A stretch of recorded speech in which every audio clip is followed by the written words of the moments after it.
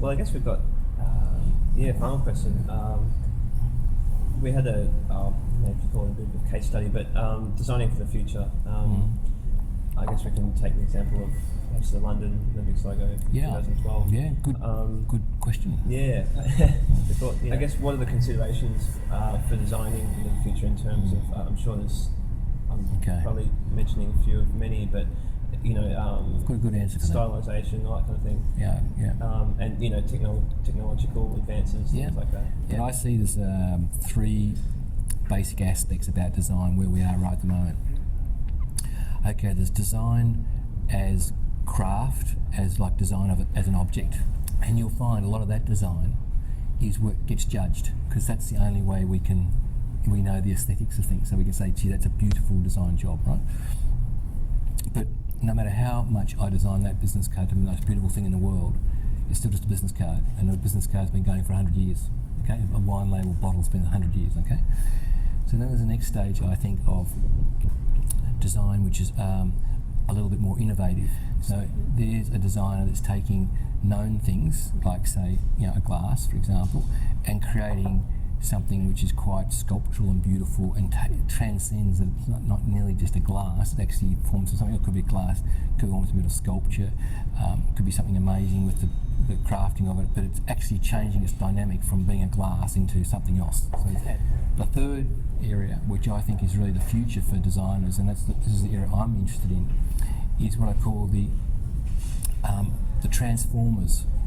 So these are people that are saying, look at design as a completely different whole set of dynamics, which is all about futurism. Like where do we need a glass anymore? I mean, how does that glass fit within the whole relationship of drinking? I mean, what is the glass? What is it going to contain? How does it fit on the table? What's the sort of extent of that whole thing? So suddenly you're looking at a complete holistic aspect. It's much bigger than just the original package or whatever. We still need to have that, but that's the new dimension, and that's the dimension I think that where designers and business people and strategists and human resource people and all sorts of people get together in the bigger space, and that's where our business is going. That's where I want my business to be, and that's the type of thought processes. So coming back to your question about the London Olympic emblem. You see, what people got so upset about that is that it broke their thought about what an Olympic emblem should be. But that's not a bad thing. I think it's a good thing. I have a bit of a problem from a strategic point of view of why would you not have the Olympic rings having a little bit more prominence, because it is actually one of the most recognisable symbols in the world, and maybe London could be have a little bit more significance rather than being a little lowercase London, because London is a brand in its own right. It's a huge, it's like it's a mecca. So that's but I don't know the story behind it. I don't know the reasons why that brand mark. But in terms of the brand mark itself, it's not a brand mark. It's actually an attitude.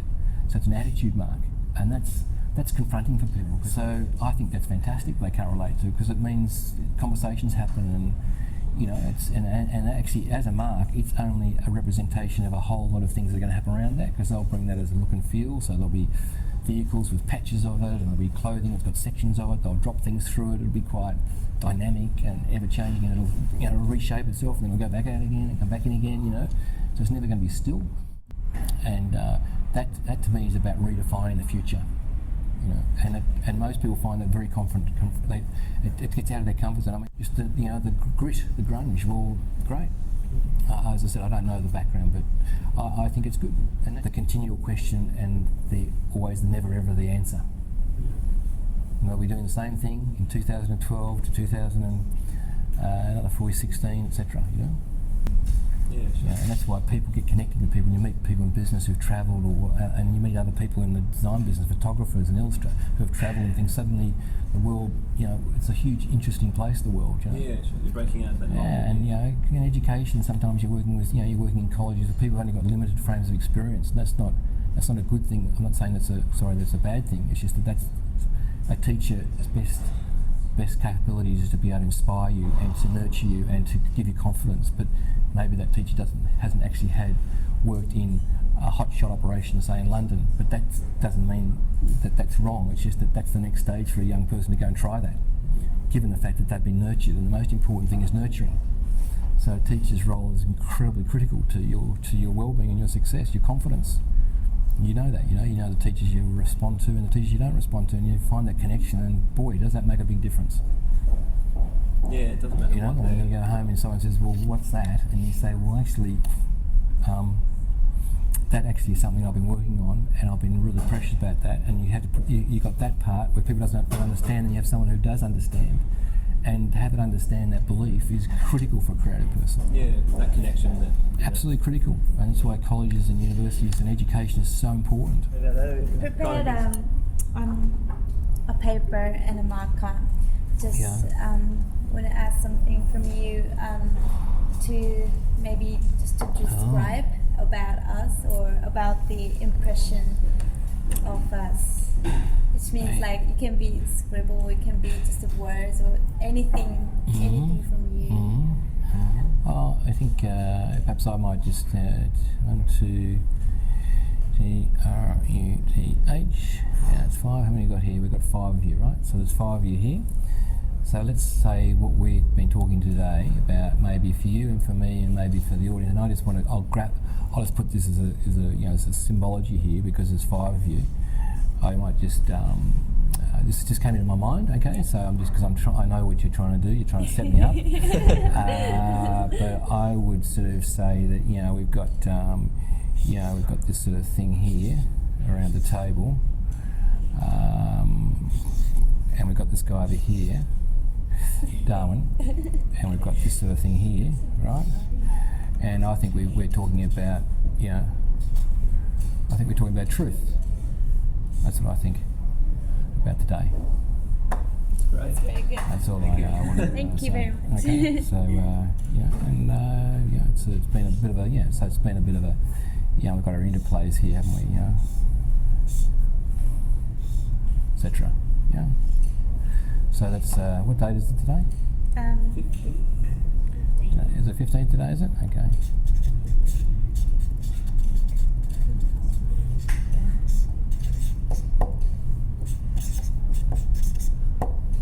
Okay, so there you are. That's a beautiful pen, that isn't it? Jeez, that's fantastic, Mark. I must get some of these. Yeah, that's awesome. Yeah. Okay, so thanks for coming. I hope that's been of some help to you. No, it's been has that been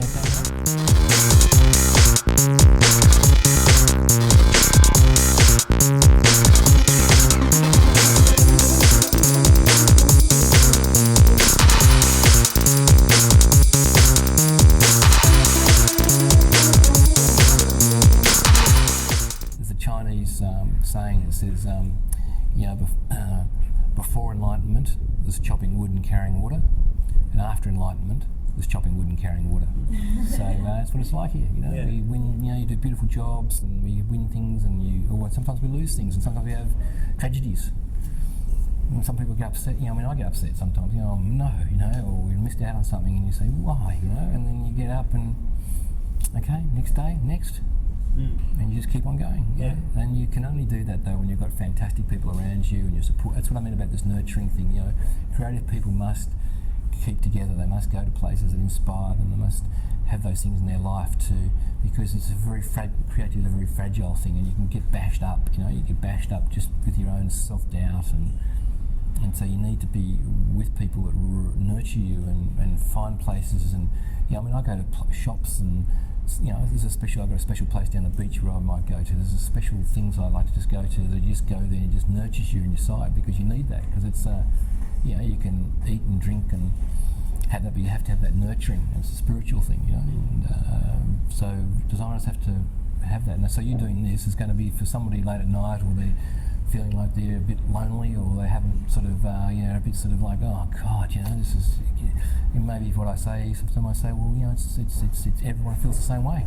It doesn't matter whether you've got 30 years experience or you've got 3 years experience. I tell you what, the mountain is just as high, as high, and just as hard, and it's a bit like that old saying: the more you know, the more you know you don't know.